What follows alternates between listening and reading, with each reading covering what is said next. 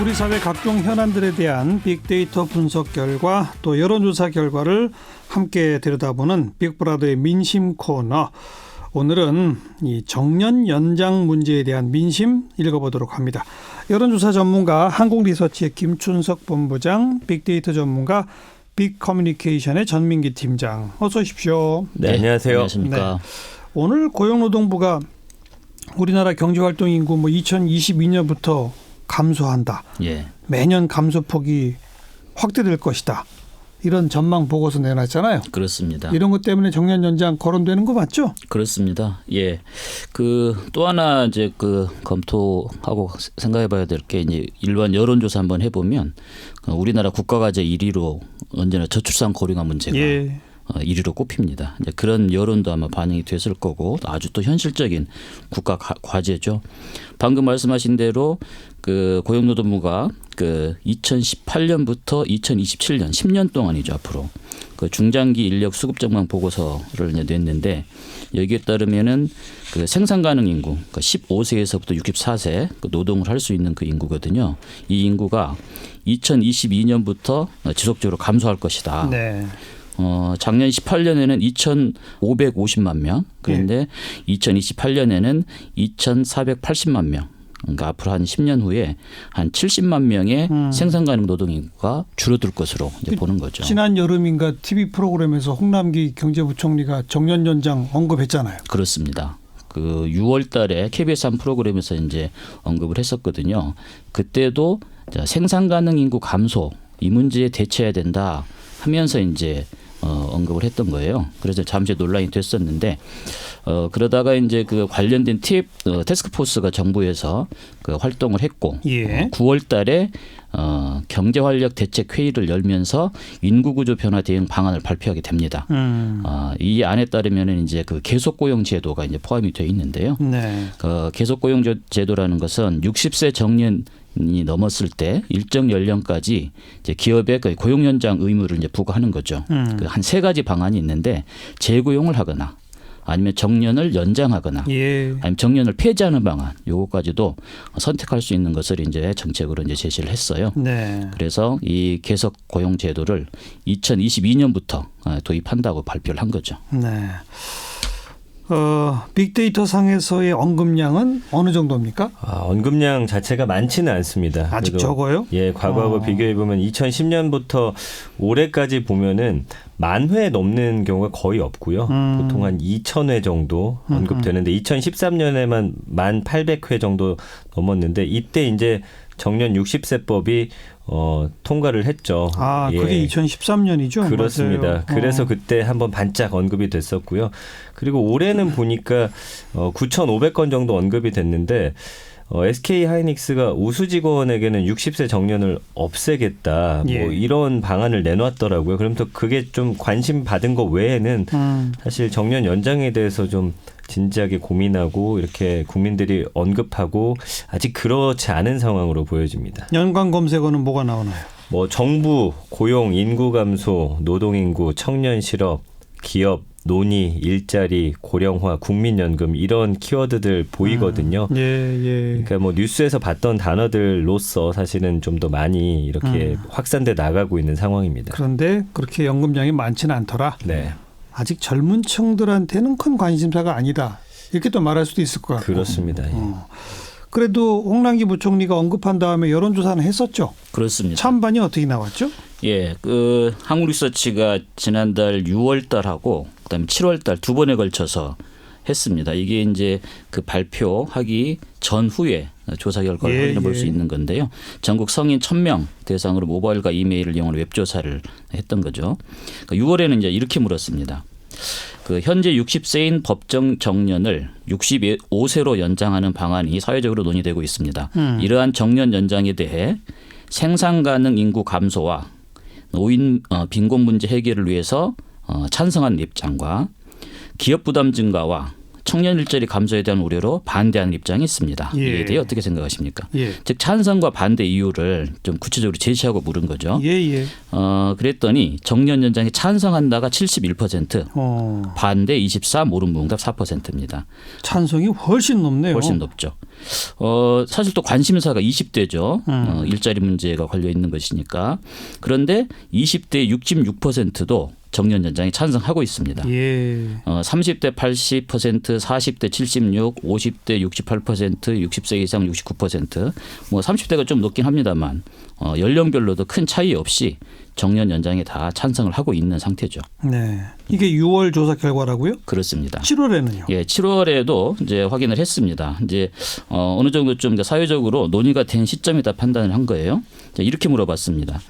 현재 우리나라 노동자의 법정 정년은 만 60세입니다. 귀하께서는 현재 60세 정년을 65세로 연장하는 것에 대해 어떻게 생각하십니까? 그러니까 6월에 비해서는 찬반 이유를 제시하지 않고 그냥 뭐 물은 거죠. 그래서 직관적인 판단을 한번 확인해 본 건데 정년 연장에 찬성한다 81%입니다. 그러니까 6월에 비해서 10%가 증가를 한 거죠. 압도적이네요. 그렇습니다. 그러다 보니 뭐 연령별 차이나 이런 건 큰 의미가 없는 거예요. 그래서 보면 정년 연장에 대해서 뭐 상당히 많은 거의 우리 국민의 7명, 8명이 다 찬성을 하고 있는 상황입니다. 어찌 보면 이건 상식적으로 당연한 추론 같아요. 예, 그렇죠. 빅데이터에서의 긍부정 반응도 긍정이 높아요? 그렇지가 않습니다. 여론조사는 좀 결이 다른 결과고요. 22.6 대 30.3이에요. 긍부정. 예, 그래서 긍정 감성어 같은 경우는 뭐 합법적이다, 해결하다, 합리적이다, 좋다, 뭐 이런 의견들 보이고 있고요. 부정 감성어는 부담, 우려, 어렵다, 고민, 반대하다, 뭐 이런 단어들이거든요. 이제 재밌는 건 정년 연장만큼은 중립 감성어 비율이 41.1%로 긍부정 비율보다 높습니다. 그렇군요. 그래서 단어 보면 논의하다, 분석 필요하다, 구체적, 방안 필요하다, 대책 필요하다 이렇게 좀 현실적이고 냉정하게 보는 시각들이 꽤 있더라고요. 예. 그래서 좀 사회적 논의를 통해서 구체적으로 분석하고 제대로 된 대책과 방안이 필요하다라는 게 좀 인터넷 상의 대다수의 의견이었습니다. 아까 빅데이터 언급량이 10,000회 넘었던 게 지난 2013년 예. 그 55, 58세였던 걸 60세로 올리는 그 법 통과될 때였다고 했잖아요. 맞습니다. 그때의 긍부정은 어땠어요? 그때도 26.5 대 35.4예요. 비슷하네요, 지금하고. 예, 비슷합니다. 그래서 뭐 긍정 감성어도 임금 인상, 착한, 합리적, 좋다. 부정 감성어는 역시나 우려, 반대하다, 갈등, 논란. 당시에도 부정 비율이 좀 더 높은 상황이고요. 좀 새로운 정책이 시행되기 전에 어떤 기대보다는 글쎄요. 그때 당시 언론은 어땠는지 모르겠지만 현재 상황에서 보면은 뭐 청년 실업이 증가할 것이다. 청년의 일자리가 줄어들 것이다. 뭐 이런 우려들도 나오기 때문에 그런 우려가 조금 더 높게 나타나는 게 아닌가 싶습니다. 그 청년 일자리가 정말 줄어들 것인지에 대한 여론조사 해봤어요, 혹시? 예, 해봤습니다. 결과는 사실은 지금 그 정년 연장 논란이 결국에 또 그 세대 갈등 문제로 보는 시각도 분명히 있거든요. 예, 그래서 이제 이렇게 물어봤어요. 귀하께서는 정년을 65세로 연장하는 것이 청년층의 일자리에 어떤 영향을 줄 것이라고 생각하십니까? 네, 조사 결과 보니까 청년 일자리가 크게 줄어들 것이다가 16%, 청년 일자리가 다소 줄어들겠지만 크게 문제될 정도는 아니다. 54%예요. 예, 과반이 넘죠. 그다음에 청년층 일자리에는 아무런 영향이 없을 것이다. 26%. 이렇게 보면은 그 줄어들 것이라는 그 응답이 그렇게 높은 것은 아니에요. 예. 20대도 크게 줄 것이다가 23%, 다소 줄어 문제될 정도는 아니다. 49%, 아무런 영향 없다. 22%. 전체 응답하고 별다른 차이가 없죠. 이게 아마 이제 청년 일자리와 그 정년을 앞둔 그 시니어의 어떤 일자리가 그렇게 겹치는 어떤 그런 일자리가 아니다라는 어떤 생각도 반영이 된 거라고 얘기합니다. 요거는 그 여론조사 결과니까 그렇죠. 어떻게 전망하고 예측하느냐 이런 거고요. 예. 그 실제로 정년 연장됐을 때 청년 실업이 증가했다 이런 연구 분석 보고서는 하나 있었죠. 그렇습니다. 그 지난주 11일에 전국경제연합회사 하나 그 한국경제연구원에서 보고서를 냈는데요. 정경련 산하연구소군요. 그렇습니다. 그러니까 사실은 이 결과가 정경련의 그 보고서의 결과다. 이걸 한번 유념을 하고 볼 필요는 분명히 있습니다. 예. 보니까 60세 정년 의무화가 시행되기 전 2012년부터 15년이죠. 원래 16년에 지금 그 법제화가 됐지 않습니까? 예. 그 4년 동안에 20대 실업자 수가 연평균 32만 5천 명이었는데 시행된 후 2016년부터 19년까지 똑같은 4년 동안에 연평균 39만 5천 명으로 늘어난 거예요. 물론 이 수치도 이게 꼭 정년 연장 의무화 요인이냐만의 그 해석은 또 이제 한번 또 두고 볼 얘기긴 합니다만 경기 요인도 있고 여러 가지 그렇죠. 요인이 있을 수 있죠. 그렇죠. 그래서 어떻든 한번 또 추론해 볼 수 있는 그런 수치라는 것도 확인해 볼 수는 있다고 봅니다. 예.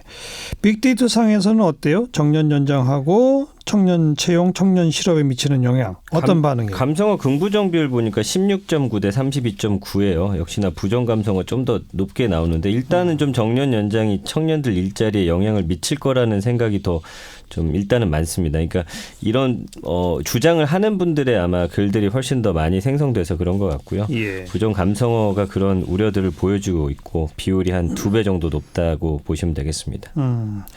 그러면 이 정년 연장 하되 기업 부담을 줄이는 방안으로 임금 피크제라고 하는 게 항상 같이 거론되잖아요. 네네. 그 임금 피크제에 대한 반응은 어때요? 30.4 대 35.3이에요. 긍부정 긍부정? 반응이. 예. 그래서 일단 언급량 자체가 많지 않아서 국민 개인들의 의견이라기보다는 좀 뭐 보도를 바탕으로 이걸 퍼나르는 정도의 언급으로 봐야겠는데 일단 광범위하게 시행되지 않은 것에 대한 판단은 좀 상당히 어렵고요. 사회적 예. 논의와 결과 예측에 대한 좀 다양한 연구가 필요하다. 역시나 중립 감성어의 비율이 좀 높게 나타나면서 검토 필요하다, 논의하다 이런 단어들이 좀 많이 눈에 띕니다. 네. 그런데 지금 이렇게 정년 연장에 대해서 뭐 국민 여론조사 결과도 보고 빅데이터도 보고 법안을 어떻게 만들지 고려도 고민도 해보고 했습니다만 정작 법과 무관하게 지금 정년이 법으로 60세지만 예. 그때까지 회사 다니는 사람 있어요? 사실 저희가 주변에 별로 없죠. 그렇습니다. 뭐 저도 앞으로 한 10년 남았습니다만 뭐 내일 어떻게 될지 모르니까 그러니까 민간에 있는 사람들은 특히 불안하죠. 그게 이제 수치로 확인이 되는데요. 네. 올해 이제 5월 통계청 그 경제활동 인구조사 부가조사에 따르면은 응답자 55세에서 64세가 되는 그 주된 일자리에서 이제 정년 퇴직한 평균 연령이 49.4세입니다. 49.4? 그렇습니다. 와. 그러니까 정년 퇴직자는 또 7.1%에 불과해요. 네. 그리고 또 하나가 이제 그만둔 이유를 보면 그 비자발적 퇴직이 거의 이제 과반 가까이 되는데요. 한 33%는 사업 부진, 조업 중단, 휴폐업 이거 그러니까 기업의 요인이죠. 예. 그다음에 12.2%는 권고사직, 명예퇴직, 정리해고 정말 하기 싫어도 해야 되는 그런 상황들입니다. 그런데 또 하나 이제 비교해 볼 수 있는 자료가 있는데요. 아까 이제 정경련 보고서를 인용했는데 이번에는 그러면 그 한국노총 보고서도 한번 좀 볼 필요도 있다 싶습니다. 네. 이 보고서 결과도 어쨌든 그 한국노총은 노동계를 대표하는 어떤 그런 기관이라는 걸 염두에 두고 볼 필요는 있겠죠. 예. 한국노총이 이번 달 그 1일 가맹 다인노조 사업장 228개를 대상으로 설문조사를 실시를 했는데요. 이 조사 결과에 따르면 정년을 채우지 않고 퇴직하는 이유를 물으니까 45.7%가 비자발적인 퇴사를 또 꼽았어요. 아까 통계청 자료랑 거의 유사하죠. 이게 채우지 않고 퇴직한다기보다 예. 못하고 쫓겨난다는 거죠. 간단히. 못한 거죠. 예. 예. 그게 이제 45.7%가 비자발적인 퇴사라는 거죠. 이제 음. 조기 퇴직을 권유한다 30.3%, 기업의 강압적인 퇴직 유도가 있다 7.9%, 그다음에 고용 기간을 정하고 있는 이제 근로계약 7.5%. 예, 그렇습니다. 그렇군요. 그러니까 통계청의 경제활동 인구조사는 이 샘플 수도 많고 굉장히 정확하잖아요. 예. 주된 일자리, 가장 오래 근무한 일자리에서 퇴직 평균 연령이 49.4세. 그렇죠. 50세가 안 된다는 거. 그렇습니다. 이게 문제의 핵심이네요. 예. 그래도 어쨌든 정년 연장 법 통과 또 뭐 65세로 하고 그러면 조금씩 올라가긴 하겠죠. 그런 영향은 있겠죠. 예. 외국은 지금 어떻게 돼 있죠? 예, 지금 다른 나라도 거의 지금 이 문제가 가장 큰 문제이기 때문에 예. 모든 나라가 사실은 고민들을 하고 있는 것으로 보이는데요. 일본 같은 경우는 올해 5월 15일에 희망자의 경우 70세까지 일할 수 있도록 하는 그 고령자 고용안정법 개정안을 마련했다고 합니다. 예. 그런데 이게 2013년에 정령 65세 의무자를 지정을 했었거든요. 그러니까 얼마입니까? 한 6년 정도 후에 벌써 또 5세를 예. 늘리는 그런 예. 정책을 펼 수밖에 없었던 거죠. 독일도 현재 65세인 정년을 2029년까지 67세로 연장하는 그런 계획을 세우고 있어요.